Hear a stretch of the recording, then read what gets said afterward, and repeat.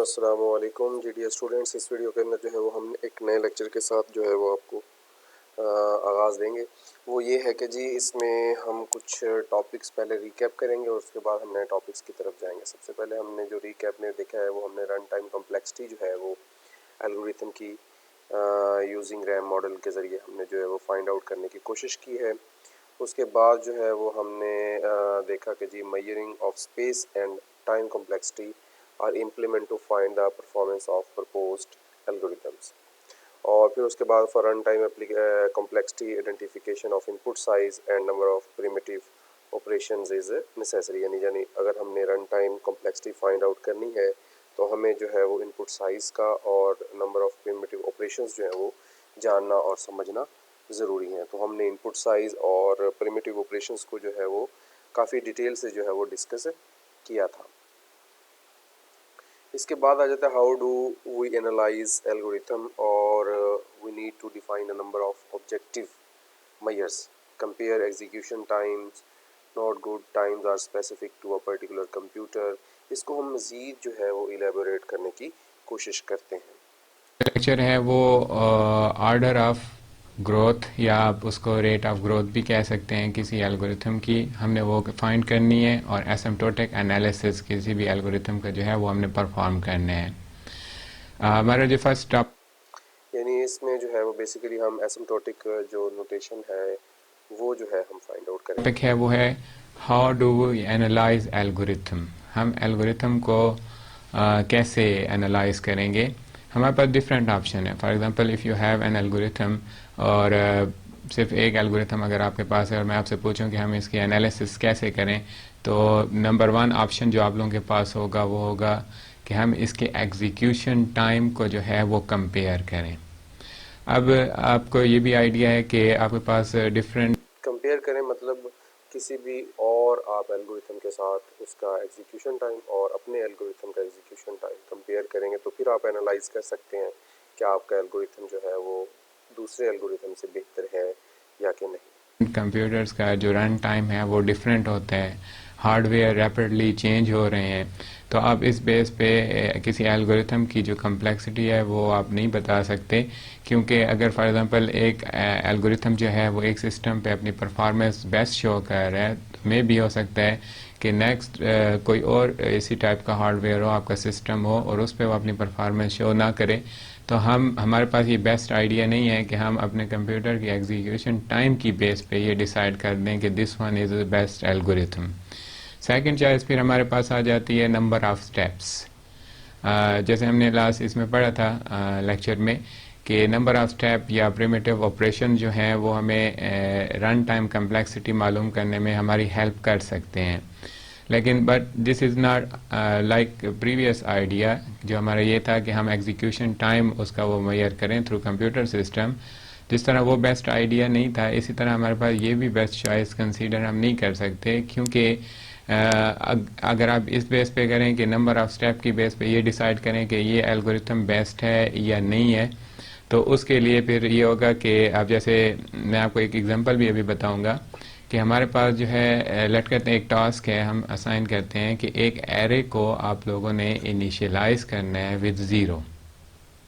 तो अब it depend on the style of programmer. ये प्रोग्रामर के स्टाइल पे डिपेंड करेगा कि वो प्रोग्रामर जो है वो कोड कैसे राइट करता है। और ये चीज़ आप लोग इस स्लाइड में देख सकते हैं कि एल्गोरिथम वन में जो आप यहाँ पे नोट करें कि एरे के हर एलिमेंट को, यानी ये बड़ी वाज़ेह सी बात है कि जो स्टाइल है ये डिपेंड करता है प्रोग्रामिंग लॉजिक पे। तो या तो हम एलिमेंट बाय एलिमेंट उसको इनिशलाइज करवा रहे हैं, आप जो लेफ्ट साइड पे देख रहे हैं, और ये जो है दूसरी साइड पे आप लूप के ज़रिए उसको इनिशलाइज करवाया जा रहा है। गया बट सेपरेटली, यानी कि एरे ए डबल आर और जो लास्ट एलिमेंट है या लास्ट लोकेशन है उसको भी ज़ीरो से इनिशियलाइज कर दिया गया।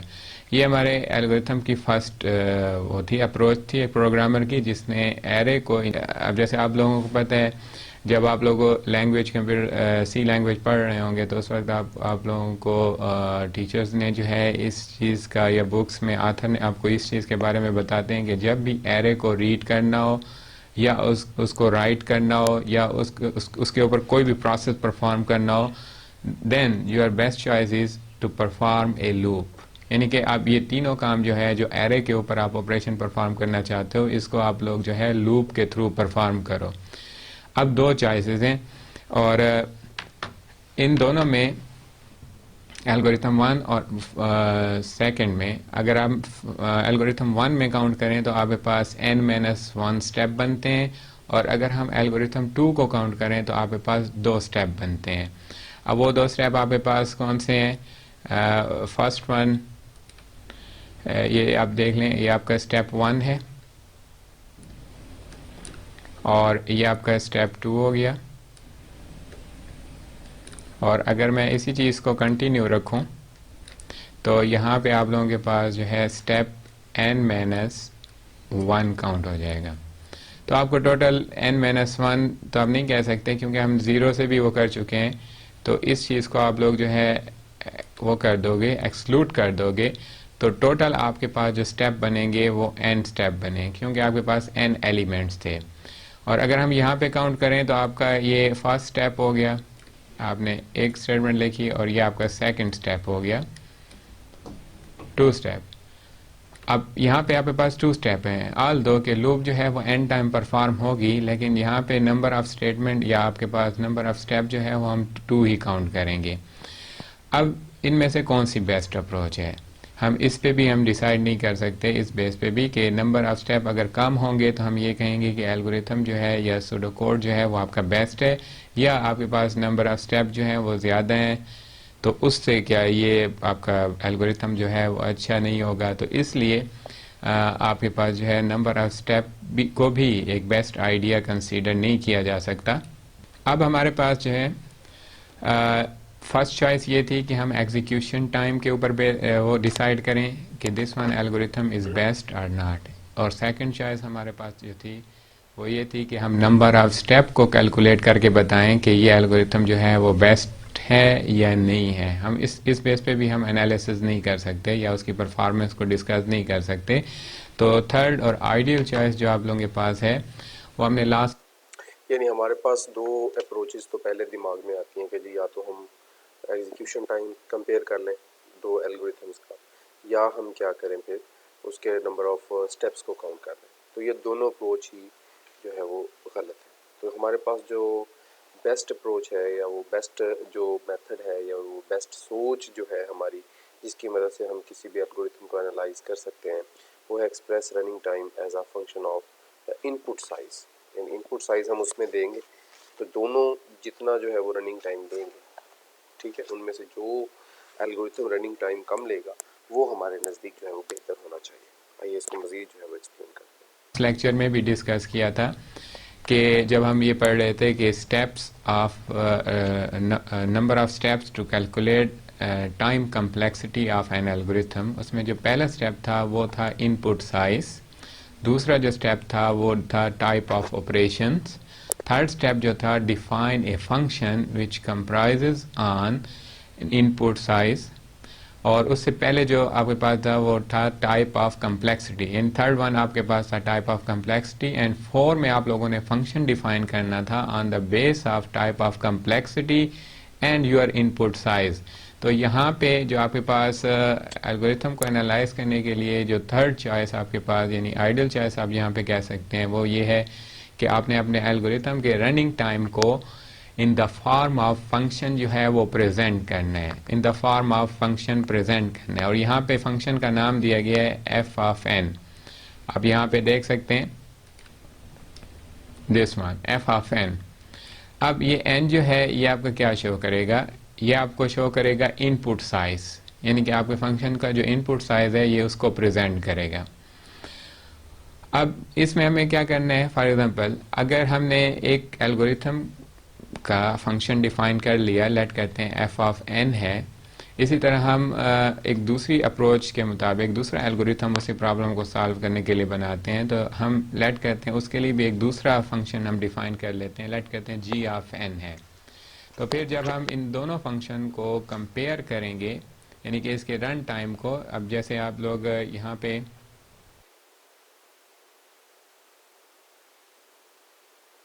यहाँ पे आप ये दो फंक्शन देख सकते हैं, एक जी ऑफ एन और एक आप लोगों के पास जो है एफ ऑफ एन है। अब एफ ऑफ एन जो है आपके एक एल्गोरिथम के लिए फंक्शन डिज़ाइन हो जाएगा, और जी ऑफ एन जो है ये आपके सेकंड एल्गोरिथम के लिए जो है वो डिज़ाइन हो जाएगा। फिर हमने इनको कंपेयर करना है, और इनका जो कंपेयर होगा, कंपैरिजन हम किस चीज़ के लिए करेंगे कि इनमें से कौन सा जो फंक्शन है वो फास्टली ग्रो कर रहा है। और जब फंक्शन फास्टली ग्रो करेगा देन इट मीन कि आपको उसके लिए टाइम कम्प्लेक्सिटी यानी कि उसका जो रनिंग टाइम है वो भी ऑटोमेटिकली जो है वो एक्सीड हो जाएगा, और उस आपका एल्गो जो है वो अपनी परफॉर्मेंस उस लेवल की शो नहीं कर सकेगा। तो ये तो था हमारे पास थर्ड चॉइस, जिसमें हम क्या करते हैं कि किसी भी एल्गोरिथम के लिए हमने एक फंक्शन डिफाइन कर लेना है उसके लिए, ठीक है। यानी कि किसी भी हम एल्गोरिथम के लिए जो है उसके लिए एक फंक्शन हम डिफाइन कर लेंगे। अब इस केस में आप लोग यहाँ पे एक देख सकते हैं, ये आपके पास रन टाइम कॉस्ट एनालिसिस किया। जी, तो ये तो वो बात होगी। इसके बाद हम इसको जो है वो मज़ीद एग्जांपल्स के ज़रिए एक्सप्लेन करने की कोशिश करते हैं। आई होप कि आपको समझ आ जाए। गया है दो एल्गोरिथम का, जो अभी हमने डिस्कस किए थे जब हम नंबर ऑफ स्टेप्स को कैलकुलेट कर रहे थे। अगर आप लोग फर्स्ट एल्गो को देखें जिसमें ये हम कास्ट को मेजर कर रहे हैं C1, ये कास्ट क्या है, ये रन टाइम कास्ट है आपके पास, कि इस स्टेप को परफॉर्म करने पे लेट करते हैं इसकी कास्ट जो आ रही है इस स्टेप को परफॉर्म करने के लिए वो C1 है। और सब की चूँकि ये सारे असाइनमेंट ऑपरेटर हैं तो इनकी कास्ट सेम रहेगी, और ये हमने अपने लास्ट लेक्चर में भी डिस्कस किया था कि अगर एक असाइनमेंट को आप लोग कास्ट लेट करते हैं या कांस्टेंट वैल्यू C1 दे रहे हो तो फिर जितनी भी असाइनमेंट्स आएंगी तो उनके लिए यही कांस्टेंट वैल्यू जो है वो कंसीडर की जाएगी।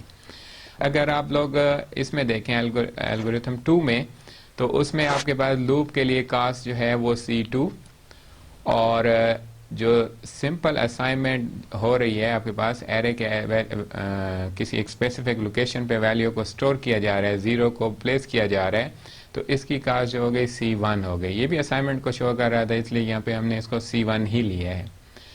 अब आप दोनों का एनालिसिस करें तो आप फर्स्ट एल्गोरिथम में देखें तो ये जितने भी आपके पास कास्ट हैं C1 C1 C1 C1 ये आपके परफॉर्म हो गए। अब क्योंकि हमारे पास एरे का साइज ऑलवेज n हम काउंट करेंगे, n कोई भी नंबर हो सकता है 5 10 7, तो हम यहाँ पे इसको जनरल डिस्क्रिप्शन के लिए हम यहाँ पे n को यूज़ कर लेंगे, और n में भी वेरी, अगर आपके पास n की वैल्यू जो है वो 5 है तो इट मीन्स C1 5 टाइम जो है वो ऐड हो जाएगा। तो यहाँ पे अब एरे का साइज n हम ले रहे हैं तो यहाँ पे हम n की वैल्यू बेसिकली डिपेंड करती है इनपुट साइज पे, यानी n को हम कह रहे हैं इनपुट साइज, जितना इनपुट साइज होगा उतना वो उससे मल्टीप्लाई हो जाएगा। ने n लिख दिया। ये आपके पास रन टाइम कास्ट आ गई एल्गोरिथम 1 की। अब आप देखें रन टाइम कास्ट एल्गोरिथम 2 की क्या आ रही है। उसमें यह था कि C2 जो है ये लूप आपके पास n+1 टाइम परफॉर्म हो रही है। Why it is not n time? इसकी रीज़न है क्योंकि जब लास्ट टाइम आपकी लूप चलती है, फॉर एग्जांपल इंक्रीमेंट करने के बाद यहाँ पे जब लास्ट टाइम चलेगी और जिसके लिए ये कंडीशन फॉल्स होगी और आपका कंट्रोल जो है वो लूप से बाहर चला जाएगा, ये एग्जिट के लिए लास्ट टाइम स्टेटमेंट हुई है, यानी कि आप लूप से बाहर चले गए हो। आई होप कि आपको समझ आ गई बात कि जिस तरह फॉर एग्जांपल हमने कहा जी i = 1 एंड i <= 5, ठीक है, यानी i की वैल्यू उस वक्त तक इंक्रीमेंट होती रहे जब तक 5 नहीं हो जाती या उससे ज़्यादा नहीं हो जाती। तो लूप अब टर्मिनेट तब होगी जब वैल्यू 6 होगी, ठीक है। तो 6 जो है वो क्या होगा, n+1, यानी n तो उसका साइज था ही, लेकिन एक दफ़ा उसे मज़ीद जो है वो काउंटर एक स्टेटमेंट को चलाना पड़ा, फॉल्स हुई और वो लूप टर्मिनेट हो गई ये एग्जिट के लिए। तो इसलिए हम इसको n+1 टाइम लूप को, तो इसकी टोटल कास्ट हो गई n+1 इंटू C2। और अब क्योंकि आपके पास ये जो एक्सप्रेशन है जिसमें आप लोग एरे को इनिशियलाइज कर रहे हो, अब बॉडी जो होती है लूप की वो होती है n टाइम परफॉर्म होती है। और इससे पहले मैं आपको एक और आइडिया भी इसका बता देता हूँ। फॉर एग्जांपल अगर आपके पास n की वैल्यू है 10, या आप 5 ले लें, ठीक है। तो आपके पास किसी भी लूप का जो इनिशियलाइज पार्ट होता है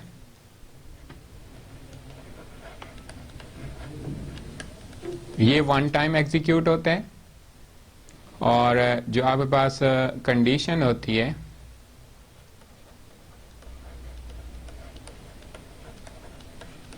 ये n+1 टाइम एग्जीक्यूट होती है, और आपके पास जो इंक्रीमेंट और डिक्रीमेंट पार्ट होता है ये आपके पास n टाइम एग्जीक्यूट होता है, और जो आपके पास बॉडी है लूप की वो आपके पास n टाइम एग्जीक्यूट होती है। तो ये कुछ फैक्ट्स हैं अबाउट लूप की एग्जीक्यूशन के, यानी कि अगर आपकी लूप 5 टाइम चल रही है तो इनिशियलाइज पार्ट जो होगा लूप का वो हमेशा 1 टाइम होगा, उसके बाद जो कंडीशन पार्ट होगा वो हमेशा n+1 टाइम आप काउंट करोगे। उसकी रीज़न मैंने अभी आपको बताई थी कि जब आपकी लूप एंड होने लगती है और लास्ट टाइम जब उसकी कंडीशन चेक होती है और वो कंडीशन फॉल्स हो जाती है और आपका कंट्रोल बॉडी ऑफ लूप की बजाय लूप से बाहर चला जाता है तो वो 1 भी हमने ऐड करना होगा। तो इसलिए जो आपके पास कंडीशन पार्ट होगा या कंडीशन सेक्शन जो होगा आपकी लूप का वो n+1 टाइम परफॉर्म होगा।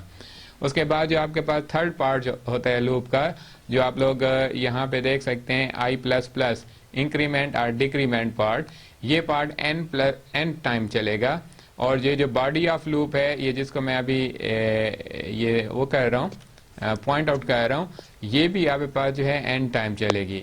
तो अगर आप लोग यहाँ पे आ जाएं, बॉडी ऑफ लूप जो है n टाइम आ रही है और उसकी कास्ट जो है C1 है, तो आपके पास ये टोटल कास्ट जो है वो आ जाएगी C2 plus C1 into n और प्लस C2 आ जाएगा। तो इसको जब आप एवेलुएट करेंगे तो आपको ये कास्ट जो है वो आपको व्यू हो जाएगी। अब ये था रन टाइम कास्ट कि हमारे पास देखें, अगर हमारे पास 3 ऑप्शन थे। पहले कि हम एग्जीक्यूशन टाइम की बेस पे डिसाइड करेंगे कौन सा एल्गो बेस्ट है, वो हम नहीं कर सकते क्योंकि हमारे पास available computer with different speed के साथ हैं और डिफरेंट उनके अपने जो आप समझ लें सिस्टम रिक्वायरमेंट या जो भी हैं उनकी बेस पे हम ये डिसाइड नहीं कर सकते कि हम इन एल्गो को एग्जीक्यूट करके हम इनकी जो परफॉर्मेंस है या उनकी जो ऑप्टिमैलिटी है वो हम चेक करें, वो हम नहीं कर सकते। सेकंड चॉइस थी कि हम लोग जो है नंबर ऑफ स्टेप्स को काउंट करें। तो नंबर ऑफ स्टेप्स को हम काउंट करें तो फिर ये डिपेंड करता है आपके प्रोग्रामर के स्टाइल पे कि वो कैसे अपना कोड राइट करता है। बाज़ प्रोग्रामर होते हैं जो इटरेटिव अप्रोच की बजाय रिकर्सिव अप्रोच को फॉलो करते हैं। बाज़ प्रोग्रामर जो है, अब जैसे यहाँ पे हमने 2 एल्गोरिथम जो यूज़ किए हैं उसमें ये था कि पहले एल्गोरिथम में हर एरे के हर एलिमेंट को स्टेप बाय स्टेप इनिशियलाइज दिया गया और दूसरे एल्गोरिथम में एक लूप परफॉर्म की गई और उसके थ्रू एरे को जो है वो इनिशियलाइज कर दिया गया। तो ये 2 डिफरेंट अप्रोचेस थी। तो हम इस बेस पे भी नहीं कह सकते कि नंबर ऑफ स्टेप की बेस पे हम डिसाइड करें, तो हमें क्या करना पड़ता है, उसके लिए एक फंक्शन डिफाइन करना पड़ता है। एल्गोरिथम के लिए एक फंक्शन डिफाइन करना पड़ता है in term of n, and what is n? n will represent the input size for your algorithm. Clear? तो अब यहाँ पे जब हमारे पास ये जनरल वो बन जाए इक्वेशन जिस एल्गोरिथम की, तो ये हमारे पास होगा f ऑफ n। अब इसके अलावा फिर आप लोग, अब हमारे पास एक थर्ड एल्गोरिथम है। अब इस थर्ड एल्गोरिथम में क्या किया जा रहा है, एक नेस्टेड लूप चलाई जा रही है। अब सबसे पहले आप लोग देख सकते हैं यहाँ पे ये जो, तो यहाँ तक आपको आइडिया हो गया होगा कि हम जो है वो इनपुट साइज़ की बेस पे रनिंग टाइम जो है उसका फाइंड आउट करके एल्गोरिथम को जो है वो एनालाइज कर सकते हैं। तो इसी को जो है वो हम फर्दर जो है वो एग्जांपल के साथ एक्सप्लेन करने की कोशिश करते हैं। आइए देखिए, जो आपके पास स्टेटमेंट है सम इक्वल टू 0, इसकी कास्ट जो है फिक्स कर दी गई है C1, चूँकि असाइनमेंट हो रही है। ये लूप के लिए कास्ट है C2। अब चूँकि ये भी लूप है, सेकंड भी लूप है, इनर लूप है, तो हम इसकी कास्ट भी C2। और यहाँ पे 2 काम हो रहे हैं, वैसे तो 3 काम हो रहे हैं। नंबर 1, एरे के सबस्क्रिप्ट के थ्रू एलिमेंट को रीड किया जा रहा है। सेकंड, फिर ऐड किया जा रहा है सम में, और फिर असाइन किया जा रहा है। तो ये यूनिक वर्क है, यूनिक स्टेप है, तो हम इसके लिए कास्ट ले रहे हैं C3। क्लियर?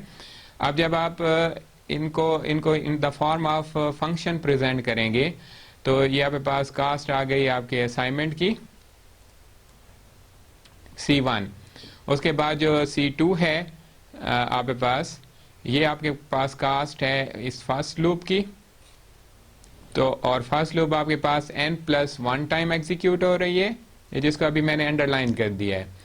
और इसी तरह जो आपके पास नेस्टेड लूप है, नेस्टेड लूप के लिए फिर आपके पास चूंकि वो भी इनर लूप में काउंट होती है, तो उसके लिए आपके पास n और फिर n+1 को आप लोगों ने मल्टीप्लाई कर देना है। ये उसका आपके पास टोटल नंबर ऑफ एग्जीक्यूशन हो जाएगा, यानी ये उसकी कास्ट कैलकुलेट करने के लिए, यानी कि उसके total number of attrition calculate करने के लिए हमने उनको मल्टीप्लाई कर दिया because it is nested loop.